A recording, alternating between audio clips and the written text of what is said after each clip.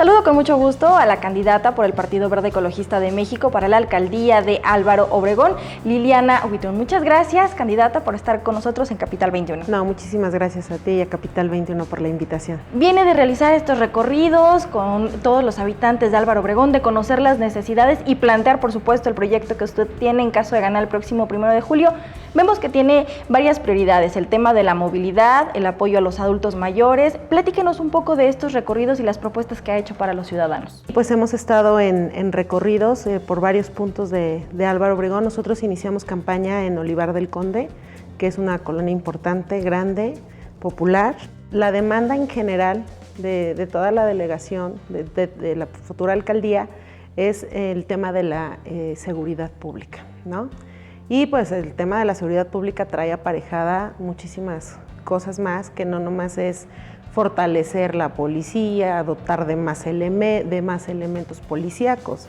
Tiene que ser una seguridad integral para llegar a un índice de inseguridad bajo.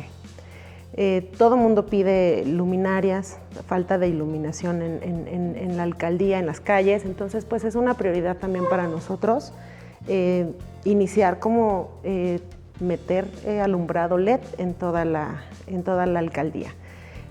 Lo importante de mis propuestas viene de que hay que conocer la alcaldía, o lo que es hoy la delegación Álvaro Obregón.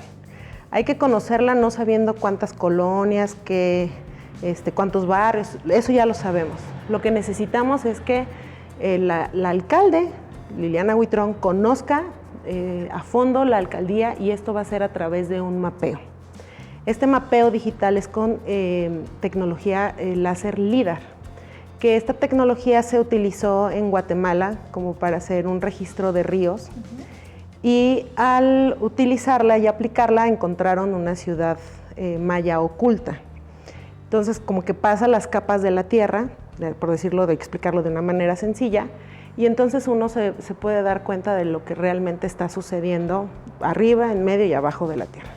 Esta tecnología de mapeo con láser LIDAR nos va a ayudar también a conocer los predios en Álvaro Obregón y poder tener una recomposición en el pago del predial sin necesidad de subir los impuestos. Porque la gente se queja muchísimo porque hay colonias populares que están pagando un predial como si estuvieran en el Pedregal o San Ángel, y es una colonia popular. Entonces ahí hay una situación que no está siendo equitativa ni justa para los obregonenses. Con esta misma tecnología podemos crear en materia de seguridad un mapa de delitos. ¿Qué es este mapa de delitos? Con este mapeo se alimenta trabajando con inteligencia artificial los datos de la Procuraduría de Justicia de la Ciudad de México con los datos de base plata y los reportes de delitos.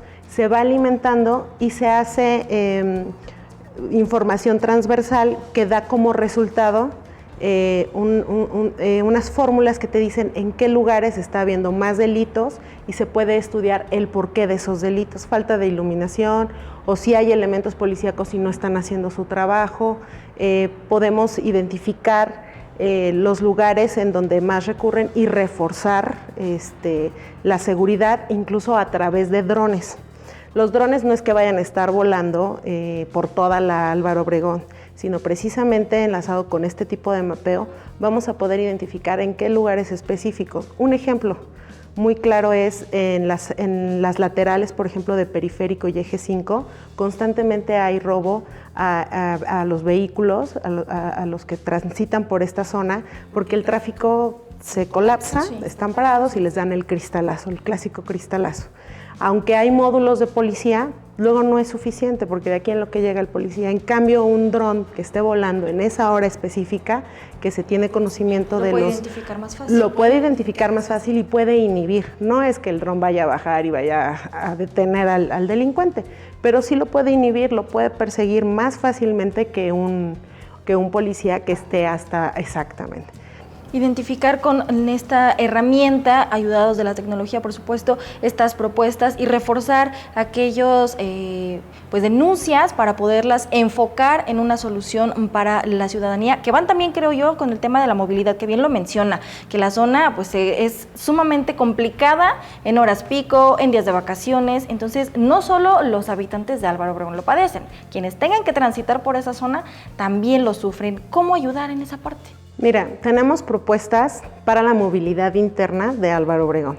Si nosotros le damos movilidad interna a Álvaro Obregón, vamos a resolver mucho de la movilidad de la población flotante. Porque bueno, para la población flotante ya viene el tren interurbano, que es para dar movilidad del Estado de México hacia la ciudad. Y tenemos pues en las orillas de Álvaro Obregón pues algunas estaciones del metro. Pero dentro de Álvaro Obregón, o sea, no hay metro, no hay tren ligero. Si no es alguna ruta de un camión, si no es un microbús, no hay otra manera de que el vehículo propio o un taxi. No hay otra manera de moverte.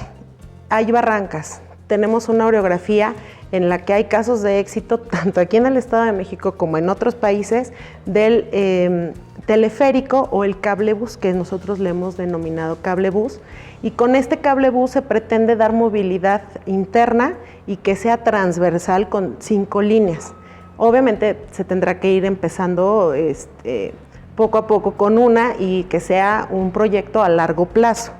Pero empezando por lo menos con una, vamos a empezar a generar esa movilidad interna de las personas que viven en la parte de arriba de Álvaro Obregón, tanto como las personas que vienen de abajo de Álvaro Obregón hacia Santa Fe, por ejemplo. Entonces, eso nos va a ayudar en muchos sentidos a empezar a descongestionar estas avenidas. No podemos abrir más calles, no podemos meter metro. Y aparte también el cablebús tiene una ventaja, que es más barato que 1 kilómetro de metro. Entonces, nos va a ayudar muchísimo tanto en la economía, en el impacto económico de los obregonenses, como en el tiempo que hacen. Hemos recorrido Torres de Potrero, que es una colonia que está muy arriba, y te preguntas cómo baja la gente en horas pico desde allá, en transporte público hasta periférico. Por lo menos para salir de la delegación se avientan como 1 hora, hora y media, más lo que se vayan a trasladar hacia su lugar de trabajo hasta donde vayan dentro de la ciudad. Muchísimas gracias, candidata, por estar con nosotros y platicarnos acerca de su proyecto de trabajo. Muchísimas gracias por abrir el espacio para dar a conocer algunas de las propuestas que traemos para Álvaro Obregón. Gracias de nueva cuenta y nosotros continuamos con más.